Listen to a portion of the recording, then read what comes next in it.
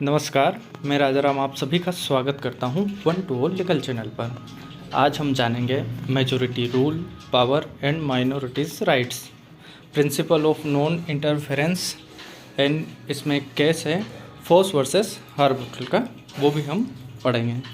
Majority rule क्या है and minorities के राइट्स क्या है, ये कंपनी लॉ में अच्छे से बताया गया है।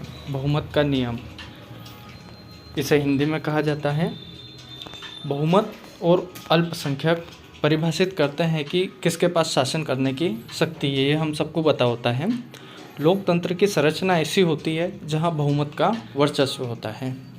कॉरपोरेट जगत में भी बहुसंख्यकों का शासन और निर्णय उचित और न्यायोचित प्रतीत होता है। कंपनी में बहुमत की शक्ति का अधिक महत्व होता है और अदालत शेयरधारकों के आंतरिक प्रशासन के मामले में हस्तक्षेप करने से बचने की कोशिश करती है।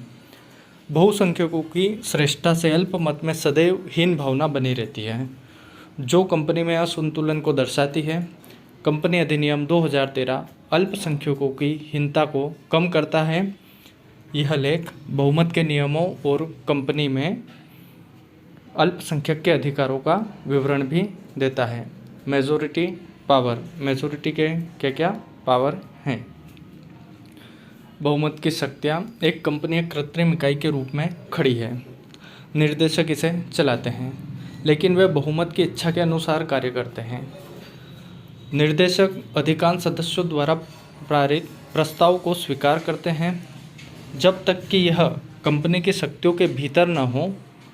बहुमत के सदस्यों के पास शासन करने की शक्ति होती है और कंपनी में सर्वोच्चता भी होती है, लेकिन उनकी शक्तियों में सीमा है, जो निम्नलिखित दो सीमाओं में बताया गया है कि क्या है। नंबर 1 है, अधिकांश सदस्यों की शक्ति कंपनी के MOA और AOA के अधीन है। कोई कंपनी ज्ञापन के बाहर कानूनी रूप से किसी भी कार्य को अधिकृत या अनुसमर्थित नहीं कर सकती है। इसे कंपनी के अल्ट्रा वायरस के रूप में माना जाएगा। और दूसरा है, बहुमत द्वारा किया गया संकल्प कंपनी अधिनियम या किसी भी कानून से संबंधित असंगत नहीं होना चाहिए।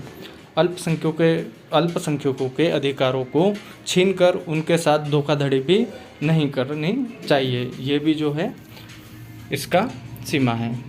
अब माइनॉरिटीज़ के राइट्स क्या हैं, इसमें भी दो प्रकार के राइट्स हैं। अल्पसंख्यक के अधिकार, दमन और कुप्रबंधन। कंपनी अधिनियम 1956 में अल्पसंख्यक शेयरधारकों को उत्पीड़न और कुप्रबंधन से संरक्षण, धारा 397 उत्पीड़न के मामलों में राहत के लिए कंपनी कानून बोर्ड को दिया जाने वाला एक आवेदन, और 398 कंपनी कानून के लिए किया जाने वाला एक आवेदन के तहत प्रदान किया गया है।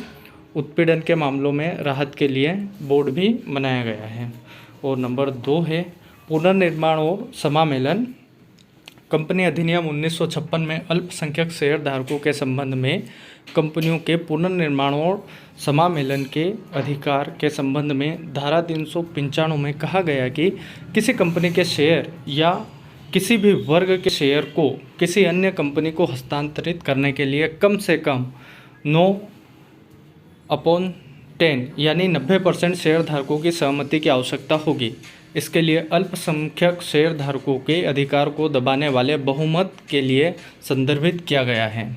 इसमें आगे कहा गया है कि अंतरिती किसी भी असहमति वाले शेयरधारकों को नोटिस दे सकता है कि वह 4 महीने की अवधि के बाद 2 महीने के भीतर अपने शेयर हासिल करने की इच्छा व्यक्त करता है।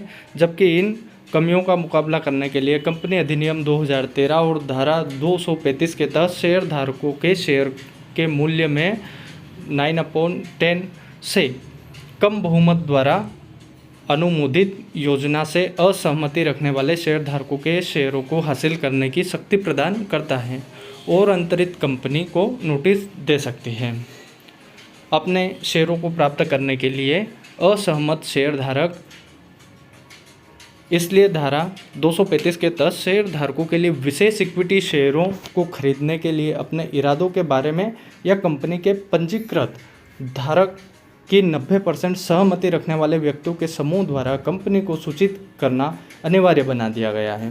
कंपनी अधिनियम 2013 में आगे प्रदान करता है कि नियमों और विनियमों के अनुसार एक पंजीकृत मूल्यांकन द्वारा मूल्यांकन के आधार पर निर्धारित मूल्य पर शेयर को हासिल करने की आवश्यकता होती है। इसमें एक रूल भी है और प्रिंसिपल ऑफ नॉन इंटरफेरेंस यानी गैर हस्तक्षेप का सिद्धांत। इसमें कहा गया है कि सामान्य नियम में यह कहा गया है कि सदस्यों के बीच मतभेद के दौरान बहुमत मुद्दे का फैसला करता है। यदि बहुमत अल्पांश शेयर धारकों के अधिकार को कुचलता है तो कंपनी कानून इसकी रक्षा करेगा। हालांकि बहुमत कंपनी के आंतरिक प्रशासन के मामले में अपनी शक्तियों का प्रयोग करता है तो अदालतें बहुमत से अधिकारों की रक्षा के लिए हस्तक्षेप नहीं करेगी। और इसमें आगे एक केस है फोस वर्सेस हार्बोटल का। ये बहुत ही फेमस केस है, फोस बनाम हार्बोटल। गैर हस्तक्षेप सिद्धांत की मूल बातें बताते हैं। नियम का कारण यह है कि यदि निश्चित बात पर शिकायत है जो बहुमत को करना है, यदि कुछ अनियमित रूप से किया जाता है तो बहुमत को नियमित रूप से करना पड़ता है, या यदि कुछ अवैध रूप से किया जाता है जो बहुमत को कानूनी रूप से करना होता है तो ऐसी बात पर मुकदमा करने का कोई फ़ायदा नहीं। अंत में एक बैठक होगी जहां बहुमत उनकी इच्छाओं को पूरा करेगा और निर्णय लेगा। ये इस फोस वर्सेस हार्बोटल केस में बताया गया है। धन्यवाद।